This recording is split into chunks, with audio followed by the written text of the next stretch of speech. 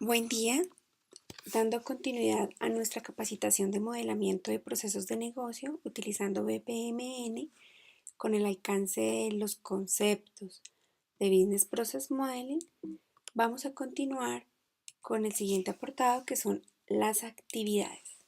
Antes de iniciar directamente en materia, me encantaría recordarles el siguiente mensaje y es que los invito no solamente a entender los conceptos, sino también a aplicarlos.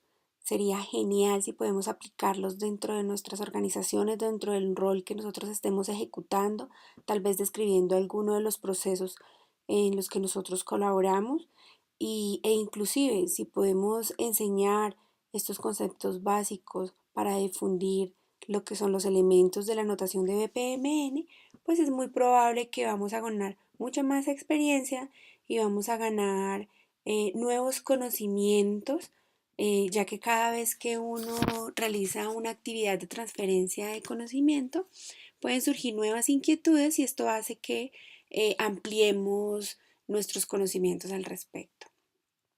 Una vez más, muchas gracias por su atención, gracias por la oportunidad que me brindan de poderles compartir un poco, no solamente conceptos, sino también experiencia acerca de la anotación. Les recuerdo, mi nombre es Ivonne Vargas, estoy certificada por el Object Management Group en las versiones que se han generado de la anotación, en UML y también por la Asociación de Profesionales de BPM. Con base en esta información he creado este material para fines educativos. Ojalá pueda ser muy útil en su día a día, orientado al modelamiento de procesos de negocio o al entendimiento a través de los diferentes roles en los que podemos al día a día tener contacto de alguna manera con los procesos en la organización. Ya entrando en materia, las actividades describen un paso de trabajo dentro del proceso de negocio. Estas actividades requieren recursos y son ejecutados por unidades de negocio dentro de la organización o sistemas de TI. Para ello, la notación brinda un conjunto de elementos que describen cada una de estas necesidades de estos pasos. Es decir, hay tareas que son humanas, hay otras tareas que son del sistema y esto hace que la notación tenga un elemento indicado para cada una de estas situaciones, por ejemplo. Estos flujos o actividades están representadas en diferentes niveles de abstracción. En algún momento estuvimos hablando del nivel descriptivo, el nivel analítico y el nivel para ejecución. El objetivo de esta capacitación es ir al nivel descriptivo y al nivel analítico. El nivel descriptivo es de macroproceso donde podemos encontrar inclusive un conjunto de pasos que me representan un happy path dentro de un proceso y lo hago apoyado quizás combinando tareas con subprocesos. En el nivel analítico ya vamos a encontrar unas rutas alternas en donde los elementos de la notación ejecutan un rol importante, ya que a través de diferentes rutas pues voy a tener que usar elementos como compuertas, dependiendo de estas condiciones, eventos intermedios, inclusive otras actividades para detallar esas otras posibles rutas. Bueno, entonces tenemos un ejemplo en donde tenemos un conjunto de tareas atómicas que la unidad eh, a nivel de actividad es mucho más pequeña, donde no vamos a tener subdivisiones de otras actividades. Tenemos un subproceso en donde podemos representarlo colapsado y expandido, no es atómica, y luego un proceso como tal podemos llamar a otros procesos. Ya un poco de detalle pensando en una certificación, si quisieran pues tomar esta información para la certificación también. Hay algunos tips de las preguntas de certificación, por ejemplo, algo tan simple como se representa una tarea que es un rectángulo con esquinas redondeadas. Representan el trabajo realizado dentro de la organización, no representa un estado. Es importante, muchas veces nombramos las tareas ya como una buena práctica, eh, tenemos que ponerla en términos de acción como tal.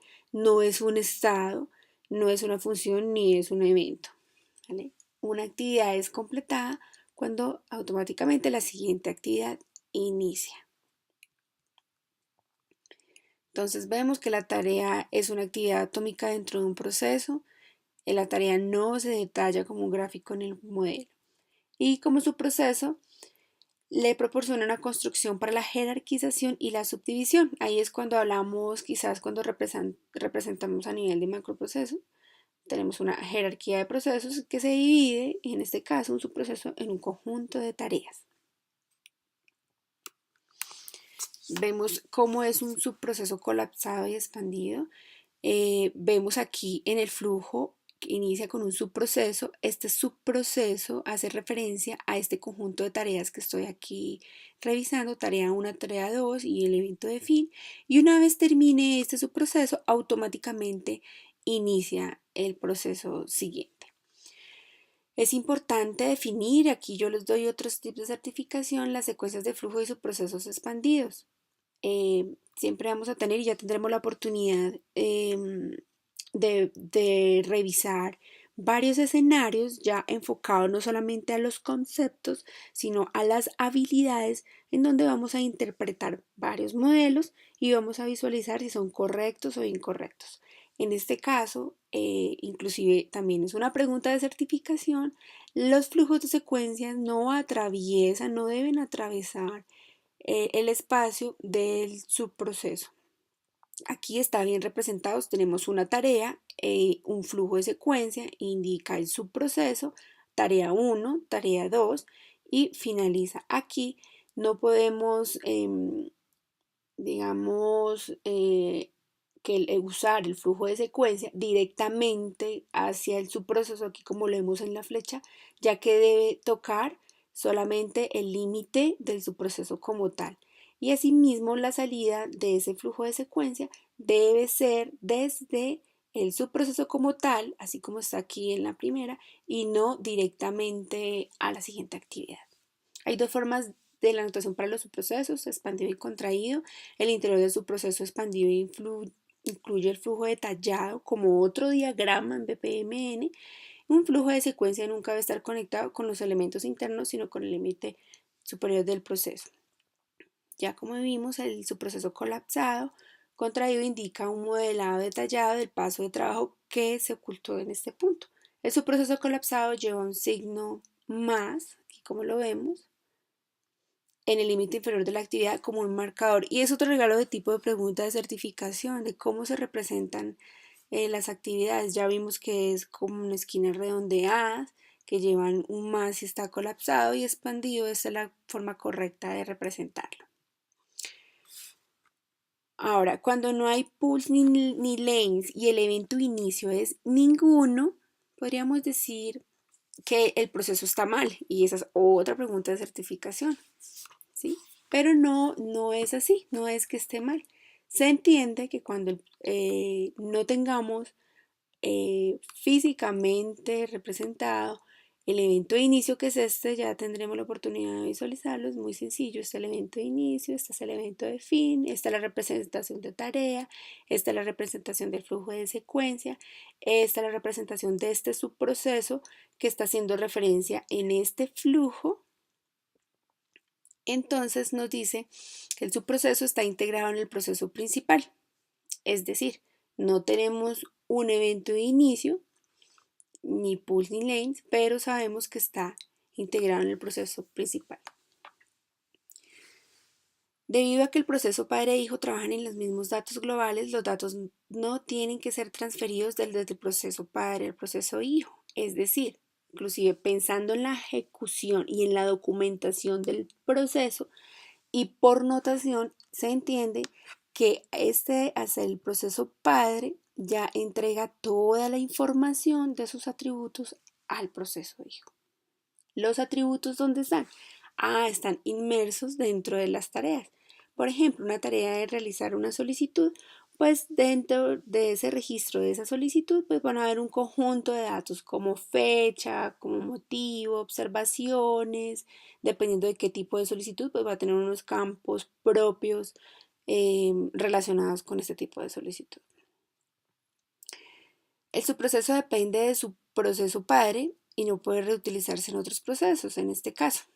¿Sí? Cuando no tenemos ni pools ni lanes definidos dentro del proceso, ya vimos en anteriores apartados qué es un pool y qué es un lane. En este caso no tenemos. El pool es el objetivo del proceso, el lane, el proceso como tal, y el lane está representado, debería estar por aquí, diciendo qué unidad de la organización es la que ejecuta esa actividad en particular. Entonces se entiende que sería un proceso, en este caso, un proceso padre y un proceso hijo, y que este proceso hijo no se comparte con otros procesos, ¿sí? Si estuviera dentro de un pool y de un lane en particular, pues puede hacer un llamado como subproceso y ese subproceso podría reutilizarse en otros procesos. Bueno, la llamada a otros procesos, por su naturaleza, permite llamar una tarea o un proceso que se definió en otra ubicación, como les estaba comentando.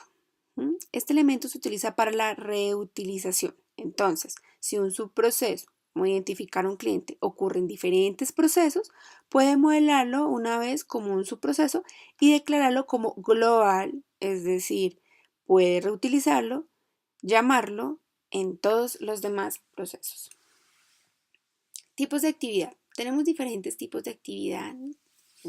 Cuando no tenemos ningún elemento aquí a la derecha, podemos observar si se desea asignar una actividad con un comportamiento especial. Entonces, la notación le proporciona tipos de actividades predefinidos. Una actividad que se repite varias veces es un ejemplo para esto. Una actividad que tiene un loop y puede indicar un símbolo gráfico. Entonces, aquí tenemos una actividad simple, tenemos un loop que se repite varias veces.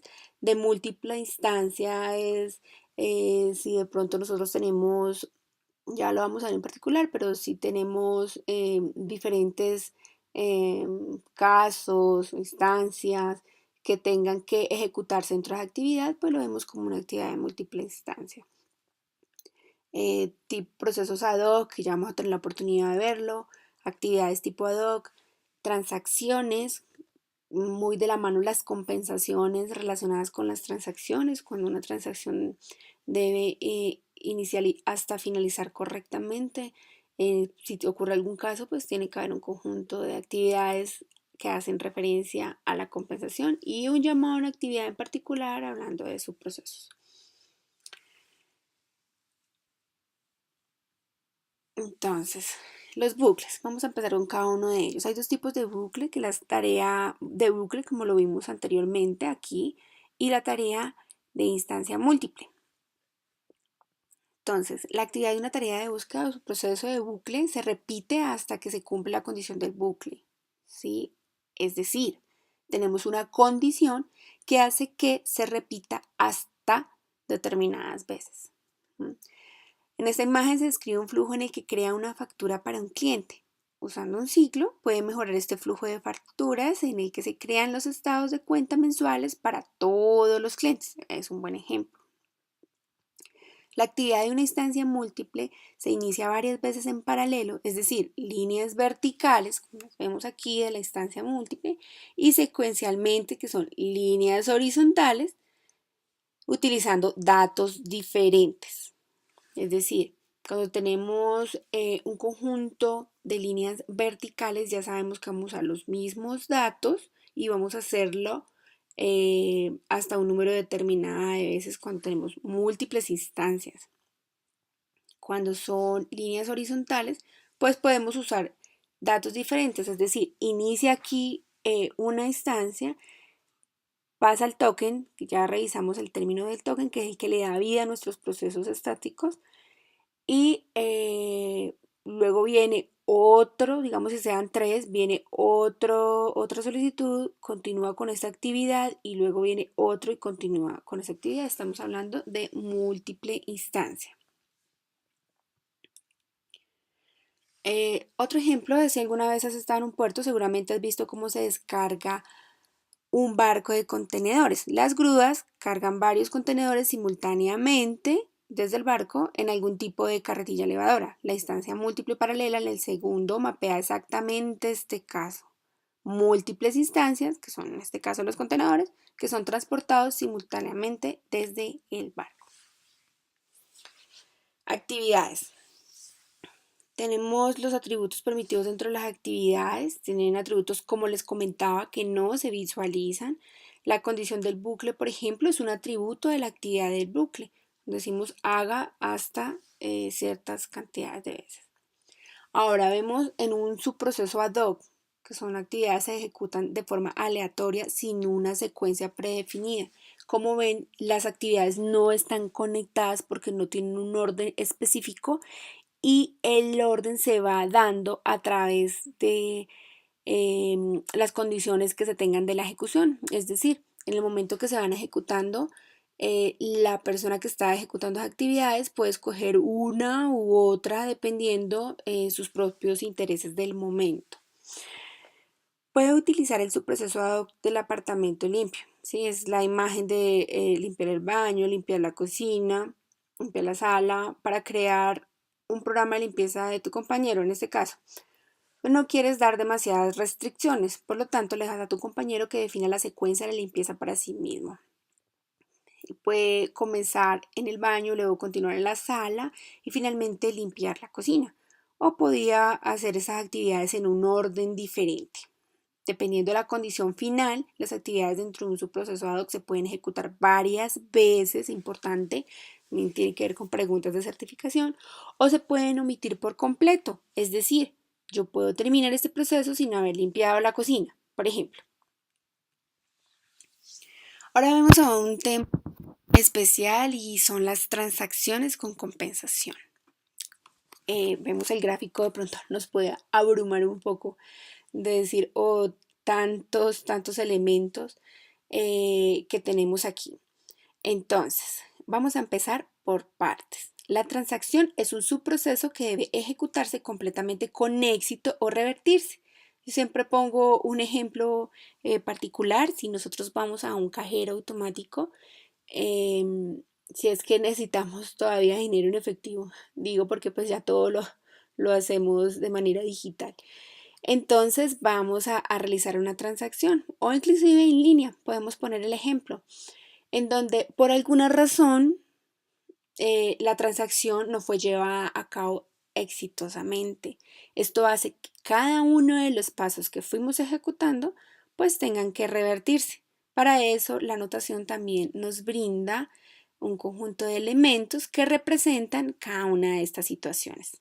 En una transacción, todas las actividades que se han realizado con éxito se revertirán si falla una sola actividad. Como les comentaba, la actividad fallida y todas las actividades que aún no se han iniciado se excluyen de esta regla. Una transferencia bancaria es un ejemplo cotidiano de la transacción. La cantidad se evita a su cuenta y se reserva en una cuenta receptora. La transacción combina el débito y la reserva en todo indivisible y tiene éxito o falla en su totalidad, respectivamente. Por lo tanto, nunca puede darse el caso de que la cantidad se debite de la cuenta sin que se realice una reserva en este caso. ¿Qué pasa si la transacción se termina? ¿Cómo puede asegurarse tal caso que alcance un estado de consistente? En este punto se utiliza la compensación. Entonces aquí viendo el ejemplo tenemos la cantidad que se debita, ¿verdad? Y luego la actividad que va a recibir y finalizaría. Sin embargo, si ocurre aquí algún error en esta actividad, pues tiene que hacer una compensación de esta misma. Estos elementos que vemos aquí son comentarios, los vamos a ver mucho más detallados al final. Yo cómo puedo comentar estos puntos, estas líneas punteadas con el corchete hablando de compensación y transacción, hace referencia de comentarios que se realizan en el modelo y no interrumpen ni interfieren durante la ejecución. Finalmente, cuando tenemos aquí algún error, entonces terminamos con compensación y notificamos al cliente y en este caso la transferencia es exitosa y también se confirma al usuario la transacción. Tenemos que tener en cuenta, voy un poco atrás, y es que tiene doble línea con esquinas redondeadas este tipo de actividad. Son preguntas tan simples que hacen en la certificación, en donde podemos ganar inclusive unos punticos de más y dedicarle a preguntas mucho más complejas este tiempo. Cuando tengamos claro cuáles son los elementos y cómo se modelan, este tipo de preguntas son las que nos ayudan muchísimo para ganar tiempo en las otras que sí necesitamos. Por ejemplo, cuando nos preguntan no de conceptos, sino habilidades de modelamiento, donde nos ponen a analizar cada uno de los modelos, pues ahí vamos a necesitar mucho más tiempo por pregunta. Como les comentaba, la compensación es una actividad inversa, explícita y describe los pasos que son necesarios para revertir las actividades que se han completado con éxito. La tarea de compensación es, entre otras cosas, establecer un estado consistente después de una transacción terminada. La característica especial de una compensación es que recuerda automáticamente si la actividad asociada se completó con éxito para garantizar que solo se ejecuten dichas compensaciones. Es decir, cada uno de los pasos que componen una transacción, pues la compensación nos ayuda a que cada uno de estos pasos sean reversados, ¿sí? Se puede usar independientemente de una transacción, pero con frecuencia se usa una combinación con una transacción. En consecuencia, si la transacción falló, se restaura al estado consistente. Vale, entonces vamos a ver los tipos de tarea. Además del tipo de actividad, hay tipos de tareas predefinidos que describen el comportamiento de una tarea. Entonces vemos tarea abstracta. Con este valor predeterminado, el comportamiento de la tarea no se especifica con más detalle. Enviar tarea. La tarea de envío tiene un solo trabajo, enviar el mensaje a otros participantes externos de grupos o pools. Por este motivo, la tarea de envío no debe tener ningún flujo de mensajes entrantes. ¿Mm? Enviar tarea. Yo siempre tenía como un problema de recordación de cuál era el enviar y cuál era el recibir. Y también son preguntas de certificación. El envío es el que lleva la información. Yo siempre lo pongo, lo imaginaba así, trato siempre de tener como imágenes para generar una recordación mucho más efectiva. Y es tener esta tarea de envío reteñidita, si es que está esta imagen de carta como rellenito. Entonces para mí es la que envía la información. Esta es la que contiene la información y esta es la que está vacío, es decir, no tiene conocimiento a priori de los mensajes que trae la tarea que está realizando el envío. Y así es la forma como me acuerdo cuál es la que recibe y cuál es la que envía, porque en los ejemplos pues no te van a poner el envío y el recibir, sino simplemente pues el nombre de la tarea que está ubicada en alguno de los pools y que se conecta con otro pool en donde se está recibiendo pues el mensaje. La tarea de envío de mensaje tiene un solo trabajo, enviar el mensaje a otros participantes externos, como les decía. No debe tener ningún flujo de mensajes entrantes. Es una forma de anotación alternativa al evento lanzar con el activador de mensaje. Ya más adelante vamos a ver los eventos, pero también todas las actividades, eventos, elementos de la anotación que tengan un envío, es decir, un throw, van a tener van a tener siempre estos elementos reteñidos o gorditos, como les digo yo, y que llevan la información a los elementos catch o son los que reciben y que necesitan esa información. La tarea de recibir espera mensajes de participantes externos y grupo. Una vez que se recibe el mensaje, la tarea se completa y el token abandona la tarea. Una tarea de recepción no debe tener un flujo de mensaje saliente. El evento de recepción con el activador de mensaje es equivalente a la tarea de recepción. Entonces, en comparación con los eventos, el beneficio de tipo de comportamiento enviar para las actividades es que la estructura en un grupo o carril indica claramente parte ejecutante. Sin embargo, la forma de modelado que elija, tarea o evento, ya vamos a ver más adelante los eventos, depende de su estilo de modelado. Entonces, ¿qué es importante? Con la anotación vamos a encontrar diferentes formas de expresar diferentes procesos. Entonces, o inclusive un mismo proceso. La idea es nosotros poder escoger en cada uno de los puntos que la anotación nos brinda esa riqueza de cuál es el camino que queremos tomar para nuestro modelamiento. Entonces, este es el ejemplo de lo que les estaba diciendo. Gráficamente tenemos un lane de cliente, un lane de la empresa. El cliente envía el email. Recordemos cómo se envían los mensajes, es decir, con estas líneas punteadas, pero también tenemos una flecha vacía y un círculo que sale de la actividad y que va hasta el siguiente lane, que aquí en este caso es el que recibe el mensaje. Tarea tipo envío, tarea tipo catch, que es el que recibe.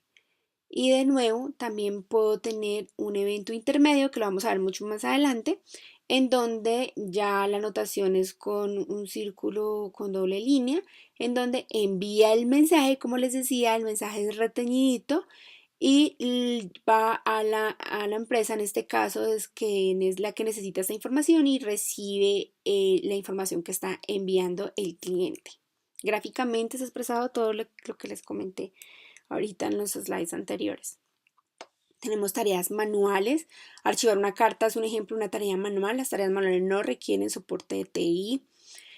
Tarea de usuario, que es un paso semiautomático que el ejecutor realiza con el soporte del sistema, por ejemplo, al ingresar un PIN en un cajero automático. Tenemos tarea de usuario, son las tareas más comunes y es lo que hace que la anotación, ya hablando más en términos de experiencia, nos brinda, y sobre todo apoyados en las suites de BPM, en sus diferentes características que tiene cada uno de los vendors en particular, y es que las tareas de usuarios son las que me dan ese sabor diferenciador a lo que antes le llamábamos BPEL, que es el lenguaje de ejecución de procesos que teníamos anteriormente, que tenía una mayor robustez en términos de tareas automáticas. Aquí, cuando hacemos mucho énfasis en tareas humanas, que los procesos es muy natural que los tengan, la riqueza de la anotación toma protagonismo, ya que podemos poner muchos atributos, muchas características diferentes, tenemos temas de escalamiento relacionado con actividades humanas y otros tipos de características que nos brinda. Vemos las tareas de servicio. Una tarea de servicio utiliza algún tipo de servicio, por ejemplo, web, un servicio web, una aplicación automatizada, y permite que los flujos de mensaje indiquen dónde se llama el servicio. ¿Sí? Entonces va a ver la anotación no solamente de actividades que están representadas con un rectángulo con esquinas redondeadas y con el nombre de simplemente la actividad, sino también vamos a encontrar ese tipo de detalles si son tareas manuales, si son de usuarios, si son de servicio, inclusive si son tareas de script que es ejecutada por un motor de proceso, ¿sí? Digamos un conjunto de reglas que yo quiera ejecutar. Hasta aquí está la descripción de lo que son actividades. Ya tendremos la oportunidad en los diferentes apartados de ver otros elementos como son los eventos, como son las compuertas, como son los flujos de mensajes, como son los atributos, los data objects, etc. Inclusive podemos hacer más adelante un conjunto de evaluaciones donde, como les comentaba, no solamente a través de conceptos, sino a través de imágenes podemos evaluar nuestras habilidades en términos de la anotación y nuestro modelamiento. De nuevo, muchas gracias por su atención.